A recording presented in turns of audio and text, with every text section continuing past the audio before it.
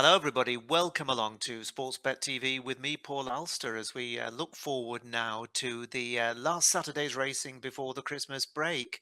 And I'm going to be taking you to Ascot, where I've got a selection in each of the two big races on Saturday afternoon, which are going to be shown live on ITV. If you happen to be joining us for the first time, then please press the subscribe key just below this screen. Then you'll get all my free selections here on this service, and I'm nearly always able to put up a horse at very decent odds, as we like to bet them each way and give ourselves a chance of making a profit, even if the horse doesn't manage to win.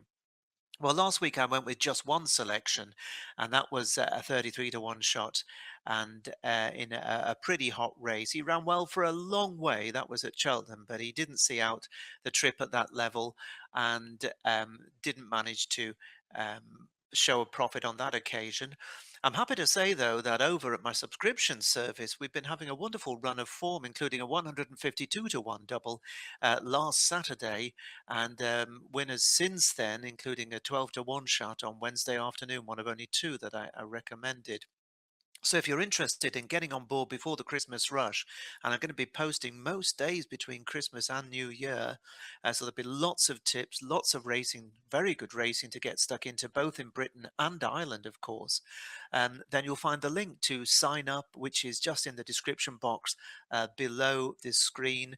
And if you don't wish to subscribe for a monthly membership, which is far and away the best value, you can kind of pay as you go and just pick and choose which days that you're interested on for a much smaller fee. Well, those are the options available to you. Let me give you now the two horses that I think are going to be worth keeping an eye on Saturday at Ascot. The first of them is in the big one. The Grade 1 Long Walk Hurdle is the 225 at Ascot on Saturday.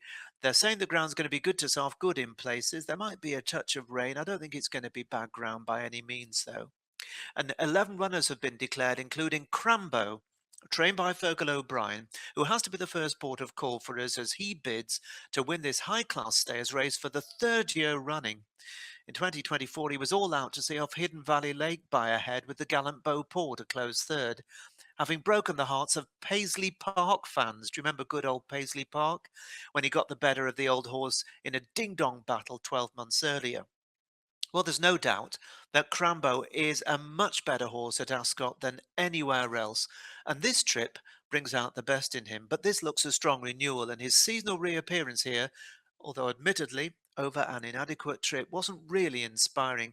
But there's no doubt that another big effort could be on the cards. But I think he'll be pushed to complete what would be a famous hat-trick. Now, strong leader for Ollie Murphy was hot favourite for this race last year, but he finished tailed off and clearly was well below his best, after which he had wind surgery. So he's excused that. He ended the campaign finishing an honourable second in the defence of his Grade 1 entry hurdle crown in April, and he won the Grade 2 West Yorkshire hurdle at Wetherby first time out this season, where Dottie the Great was a close third, before failing by only half a length to beat Imposed Trois, who received £6 in the Grade 2 long distance hurdle at Newbury last time. He should be bang thereabouts once again. For his part, Imposed Trois represents Nicky Henderson, and he's going to have to improve again in my book if he's going to beat strong leader on £6 worse terms. He handles decent ground, but he did appear ideally served by the soft surface last time, so any rain would enhance the prospects of Imposed Trois for JP McManus, who owns the 7-year-old. He might actually not be the owner's first choice, because JP also has the Gordon Elliott trained honesty policy in the race, a Grade 1 winning novice last season at 2.5 miles and only narrowly beaten at the same level on his only try at this trip at Punchestown 8 months ago. This, though, is a tough ask first time out against proven top-level performers, but this 5-year-old has plenty of improvement in him surely, and the yard is firing him the winners and couldn't be in better form at present. Potter's Charm for Nigel and Willie Twiston Davis won what was probably a substandard Grade 1 Formby novices hurdle last Boxing Day at Aintree, and was a well-beaten fifth over 2 miles 5 in the Grade 1 Turners novices hurdle at the Cheltenham Festival in March. He fell early on, tackling 3 miles for the first time on his reappearance at Wetherby. That was in the race won by a strong leader, by the way, and appeared to find the 2 miles 3 furlongs too sharp for him when third to Woodhoo here last time. If he stays the trip, then he might not be far away, but for me, Potter's Charm has stamina to prove. And old Colonel Mustard, well, just a mention for him. He's trained by Lorna Fowler, who does so well with her small string on the west coast of Ireland. He's been a grand servant to Connections and has been in great form now at 10, very nearly 11, of course, now. All horses, of course, have their official birthday on January the 1st. But Colonel Mustard, for me, probably flying just a little bit too high this trip at his age. Now, my selection, well, it is a horse called Jet Bleu for David Cotin, a French trainer, and Harry Cobden, who will ride. And Jet Bleu showed that he isn't your typical French mud lover, although he has won on heavy, when he ran away with the Grade 2 Albert Bartlett novices hurdle at Cheltenham on good to soft ground a year ago, after which he was sent off at odds of just 5 to 1 for the Grade 1 version of the race at the Cheltenham Festival in March. But on that day, he failed to produce his best when only ninth to Jasmine Deveau. Now, he's shaped well in 2 runs at his home track of Auteuil in Paris, which is the top jumps track in France. This autumn, he's had those 2 runs, most recently finishing runner-up on heavy ground in a Grade 1 event over this trip. He's another horse who won't want the ground to ride good, but good to soft or easier would be fine for a 6-year-old who doesn't have much to find on ratings and whose connections must surely be fairly optimistic to bring in Harry Cobden to ride the horse for the first time. And there are few better jockeys, I think most of you would agree, few better jockeys than Harry Cobden riding in Britain at the moment. JetBlue then 14 to 1 each way, 1 4, 14 to 1 each way for 4 places. We're bet 365 at the time of this recording, and that looks solid value. To my second selection, we move to half an hour later at Ascot, a different kind of a race, the 3 mile Howden Silver Cup Handicap Chase, where it is good to soft good in places officially as of Thursday afternoon, and there are 12 runners. Now, all eyes will be on Victorino for Venetia Williams, who, rather like Crambo in the previous event, is bidding to win the race for the third successive year. He runs off the same mark as the 2024 renewal when he got the fine duel with 3 under through 5, trained by Paul Nicholls by a nose, and has almost certainly been trained specifically with this race as his seasonal target. Now, Victorino showed less spark than usual, I thought, when beaten a long way in the Coral Gold Cup at Newbury on his first start back. But the return to this favourite track of his, and his 4 from 5 here, should see him put in a big effort to defend his crown.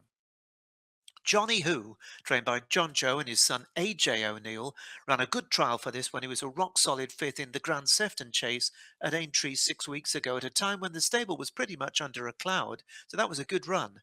He's had a nice break since then, and last season's Kim Muir runner-up shall be very much on the premises, with his stable now emerging back into the light with a few winners. Henry's Friend, trained by Ben Pauling, beat Blow Your Wad, trained by Tom Lacey, by 3 lengths over the course and distance 7 weeks ago, but ran poorly at Cheltenham just 8 days ago. He's asked to turn out again fairly quickly, and that suggests Connections found whatever the issue was that day and have dealt with it. But the fresher Blow Your Wad may have the edge in their private battle on £3 better terms this time, and I think Blow Your Wad should be banged there.